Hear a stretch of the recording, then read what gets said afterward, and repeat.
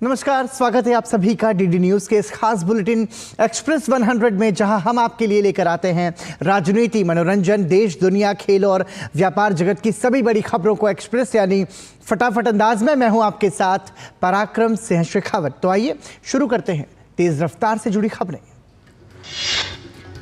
प्रधानमंत्री नरेंद्र मोदी ने नाइजीरिया में भारतीय समुदाय को संबोधित किया। प्रधानमंत्री ने कहा कि हमारे लिए पूरा विश्व ही एक परिवार है। प्रधानमंत्री ने नाइजीरिया में रह रहे भारतीय समुदाय को जनवरी में देश यात्रा के लिए आमंत्रित किया। प्रधानमंत्री ने कहा कि अगर भारत मदर ऑफ डेमोक्रेसी है तो नाइजीरिया अफ्रीका का सबसे बड़ा लोकतंत्र। प्रधानमंत्री मोदी ने कहा कि दुनिया में कोई भी मुश्किल आती है तो भारत विश्व बंधु के तौर पर फर्स्ट रिस्पॉन्डर बनकर वहां पहुंचता है। इससे पहले राजधानी अबुजा में होटल के बाहर प्रधानमंत्री मोदी के स्वागत के लिए भारतीय समुदाय के लोगों की भारी भीड़ उमड़ी। इस दौरान प्रधानमंत्री मोदी ने भारतीय समुदाय के लोगों से मुलाकात की। भारत माता की जय, मोदी मोदी के नारों से पूरी फिजा गूंज उठी। प्रधानमंत्री नरेंद्र मोदी को नाइजीरिया के सर्वोच्च सम्मान the grand commander of the order of the niger से नवाजा गया। प्रधानमंत्री नरेंद्र मोदी क्वीन एलिजाबेथ के बाद दुनिया की दूसरी बड़ी हस्ती हैं जिन्हें यह सम्मान मिला। प्रधानमंत्री मोदी ने कहा कि नाइजीरिया के राष्ट्रीय पुरस्कार grand commander of the order of the niger से सम्मानित किए जाने पर मैं आपका, नाइजीरिया की सरकार और लोगों का हृदय से आभार व्यक्त करता हूं। प्रधानमंत्री मोदी ने कहा कि मैं इस सम्मान को विनम्रता और आदर भाव से स्वीकार करता हूं और इस सम्मान को 140 करोड़ भारतवासियों और भारत नाइजीरिया की गहरी मित्रता को समर्पित करता हूं। प्रधानमंत्री ने भारत और नाइजीरिया के संबंध आपसी सहयोग, सद्भाव और परस्पर सम्मान पर आधारित बताया। प्रधानमंत्री ने कहा कि दो वाइब्रेंट डेमोक्रेसीज और डायनामिक इकोनॉमीज के रूप में हम मिलकर दोनों देशों के लोगों की भलाई के लिए काम करते रहे हैं। प्रधानमंत्री मोदी ने पूरे अफ्रीका महाद्वीप की समृद्धि के लिए भारत और नाइजीरिया को एक साथ मिलकर काम करने और आगे बढ़ने की बात का उल्लेख भी किया।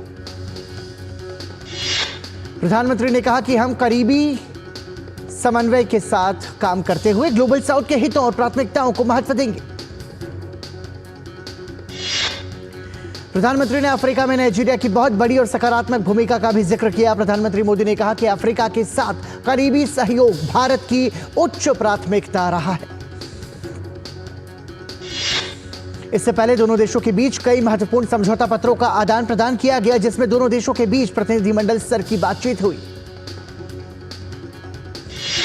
प्रधानमंत्री नरेंद्र मोदी ने कहा कि रक्षा, ऊर्जा, प्रौद्योगिकी, व्यापार, स्वास्थ्य, शिक्षा और अन्य क्षेत्रों में संबंधों के और भी अधिक फलने फूलने की अपार संभावनाएं हैं। प्रधानमंत्री ने आतंकवाद, अलगाववाद, पायरेसी और ड्रग्स की तस्करी के खिलाफ दोनों देश मिलकर काम करने की बात भी कही। इससे पहले प्रधानमंत्री नरेंद्र मोदी का राष्ट्रपति आवास पर भव्य स्वागत किया गया। इस दौरान उन्हें गार्ड ऑफ ऑनर से भी नवाजा गया। प्रधानमंत्री मोदी नाइजीरिया की सफल यात्रा के बाद G20 में हिस्सा लेने के लिए ब्राजील रवाना हुए। दिल्ली के परिवहन मंत्री और आम आदमी पार्टी के नेता कैलाश गहलोत ने अपने पद से और पार्टी से इस्तीफा दे दिया है। उन्होंने अपने इस्तीफे की वजह लोगों से किए गए वादों को पूरा न करना बताया। आम आदमी पार्टी नेता कैलाश गहलोत ने इसे लेकर अरविंद केजरीवाल को चिट्ठी लिखी। अपने इस इस्तीफे में उन्होंने यमुना की सफाई और केजरीवाल के बंगला निर्माण का मुद्दा भी उठाया। कैलाश गहलोत ने कहा कि यमुना की सफाई का वादा हमने पिछले चुनाव में किया था, लेकिन हम यमुना की सफाई नहीं कर पाए। कैलाश गहलोत ने कहा कि शीश महल जैसे कई शर्मनाक और अजीबोगरीब विवाद हैं जो अब सभी को संदेह में डाल रहे हैं कि क्या हम अभी भी आम आदमी होने में विश्वास करते हैं। कैलाश गहलोत ने अपने आम आदमी पार्टी पर राजनीतिक महत्वाकांक्षाएं, लोगों के प्रति हमारी प्रतिबद्धता पर हावी होना बताया। दिल्ली की मुख्यमंत्री आतिशी ने कैलाश गहलोत का इस्तीफा मंजूर कर लिया। दिल्ली भाजपा अध्यक्ष वीरेंद्र सचदेवा ने कैलाश गहलोत के इस्तीफे पर प्रतिक्रिया देते हुए कहा कि अरविंद केजरीवाल और उनके लुटेरों का गैंग दिल्ली की जनता को लूटने में लगा है। पश्चिमी दिल्ली से भाजपा की लोकसभा सांसद कमलजीत शेरावत ने कैलाश गहलोत के इस्तीफे को नैतिकता के आधार पर उठाया कदम बताया।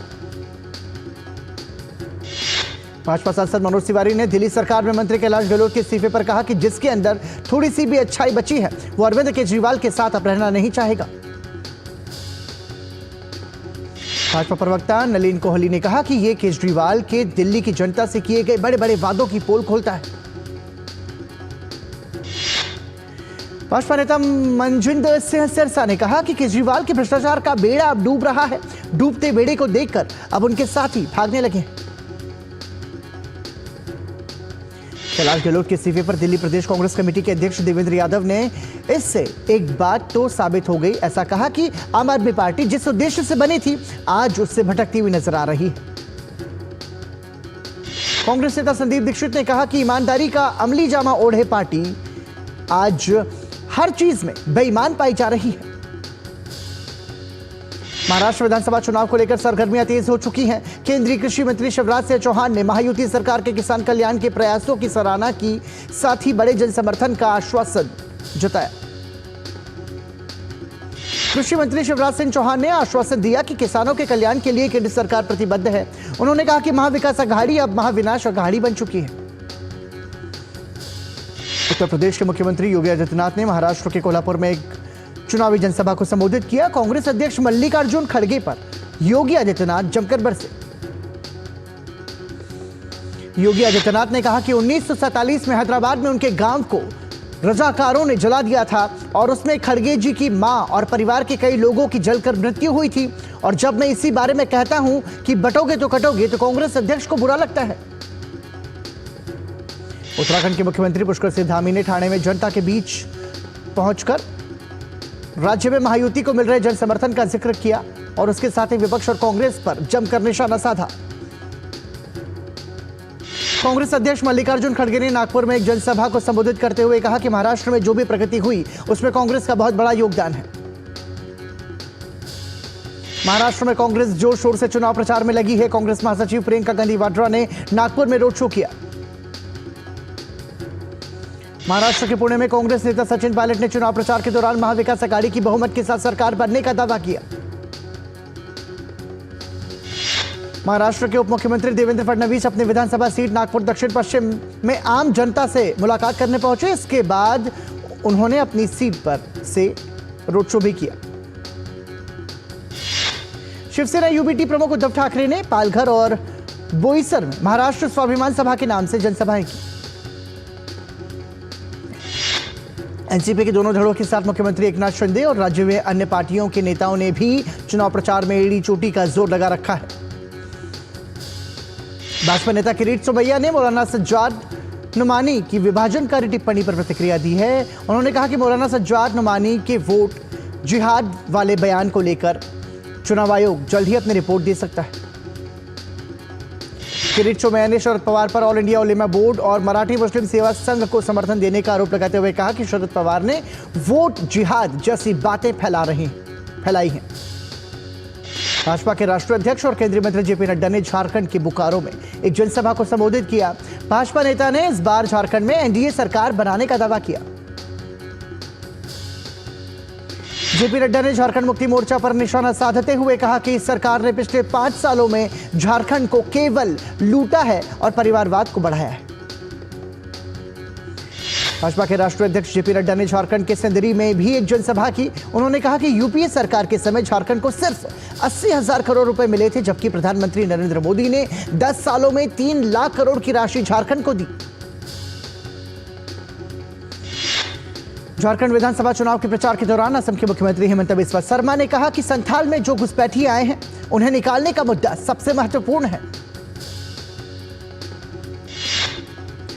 झारखंड के गोड्डा से सांसद और भाजपा नेता निशिकांत दुबे ने विश्वास जताया कि हम अपनी 6 की 6 विधानसभा सीटें जीत रहे हैं और 2/3 बहुमत के साथ सरकार बना रहे हैं।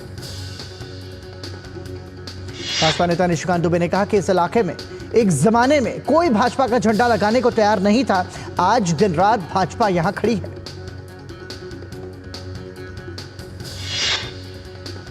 यहां रुक रहे हैं एक छोटे से ब्रेक के लिए, देखते रहिए डीडी न्यूज।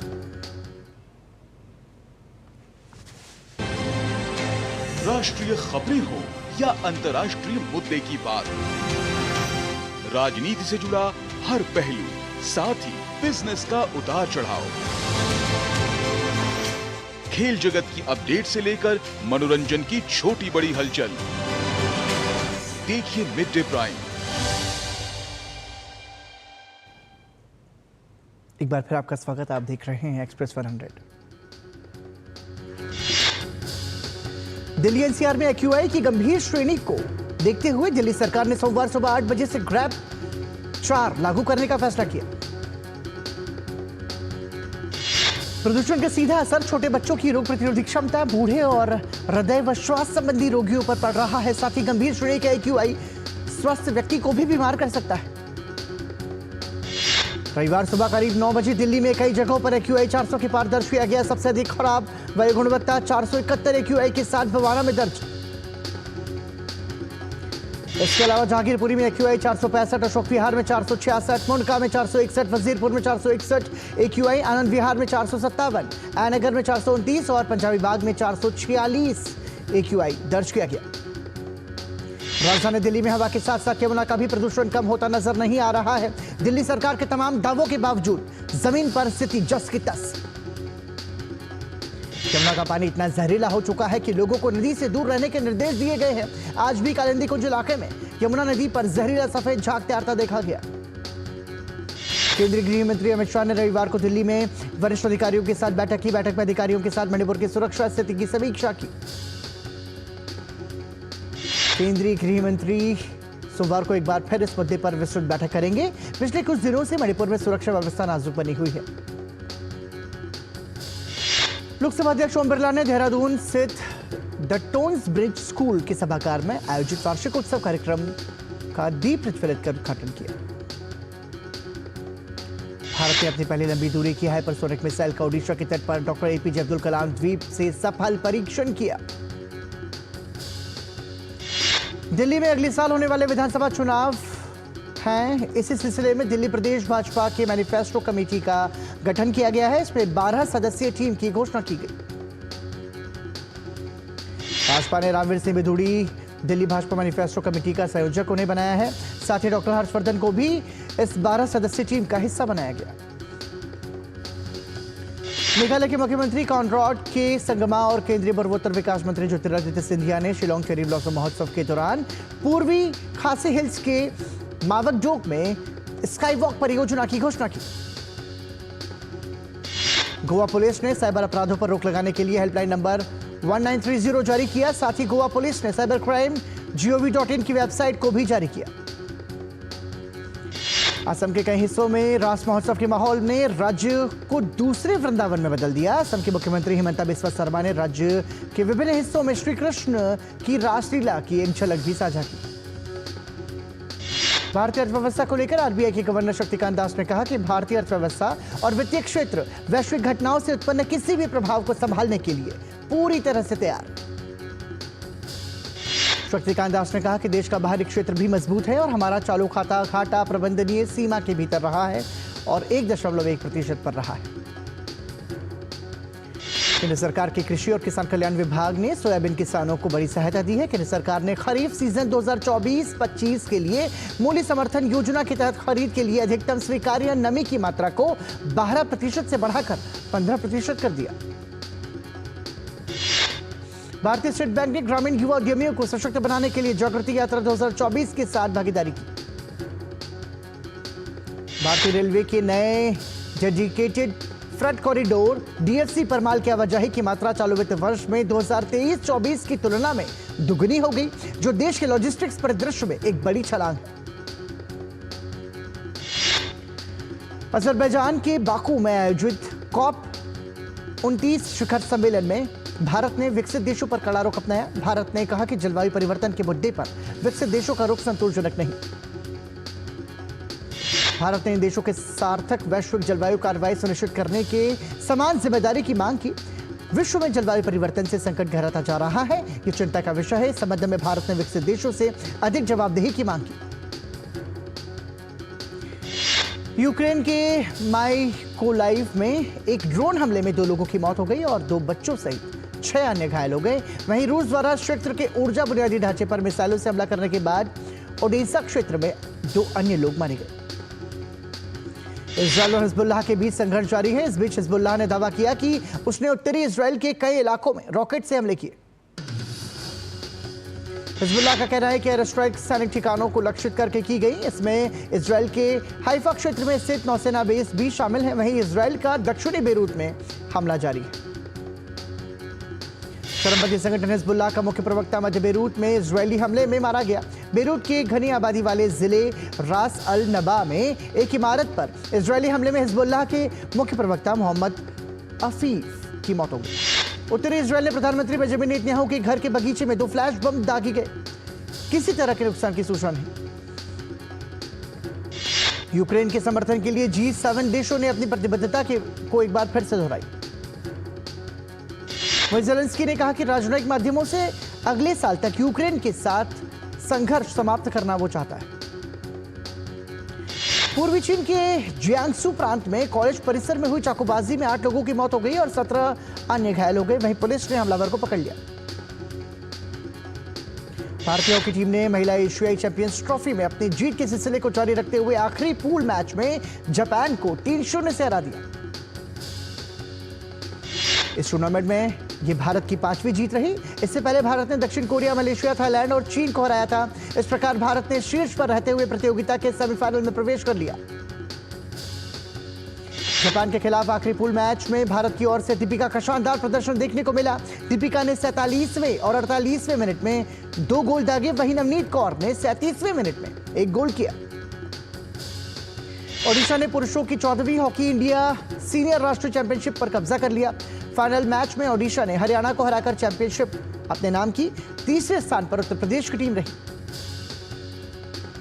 भारत के अभिषेक वर्मा ने लग्जमबर्ग में चल रहे इंडोर तीरंदाजी विश्व सीरीज स्टेज 2 के फाइनल में जगह बना ली। अभिषेक ने प्रतियोगिता के सेमीफाइनल में फ्रांस के जी निकोलस को 10-9 से हराया। वहीं भारत की ही महिला तीरंदाज ज्योति सुरेखा वेन्नम ने भी तीरंदाजी विश्व सीरीज स्टेज 2 के फाइनल में जगह बनाई। ज्योति सुरेखा ने अंतिम 4 के मैच में इटली की एलिसा रोनर को हराया। हरियाणा के मुख्यमंत्री नायब सिंह सैनी ने under 19 youth world boxing championship में स्वर्ण पदक जीतने वाले मुक्केबाज हेमंत सांगवान को जीत की बधाई दी। भारत के स्क्वैश खिलाड़ी Veer Chotrani Costa Rica Open squash tournament में 2रे स्थान पर रहे। प्रतियोगिता के फाइनल में वीर छोटरानी को कोलंबिया के रोनाल्डो पालोमिनो के हाथों 1-3 से हार झेलनी पड़ी। बॉर्डो गावस्कर ट्रॉफी से पहले भारतीय टीम के बल्लेबाज शुभमन गिल को अभ्यास के दौरान चोट लग गई, जिसके चलते भारत के बल्लेबाजी क्रम को लेकर अब सवाल उठने लगे। वेस्टइंडीज ने ओबेड मैककॉय को टीम में शामिल किया है। वो चोटग्रस्त मैथ्यू फोड्रे के स्थान पर टीम में आए। वेस्टइंडीज के ऑलराउंडर जेसन होल्डर बांग्लादेश के खिलाफ आगामी घरेलू सीरीज में 2 टेस्ट नहीं खेलेंगे। होल्डर कंधे की चोट से उबर रहे हैं। एलिसा हिली घुटने की चोट के चलते महिलाओं की बिग बैश लीग से बाहर हो गई। अब हिली की कोशिश भारत के खिलाफ आगामी वनडे सीरीज से पहले फिट होने की होगी।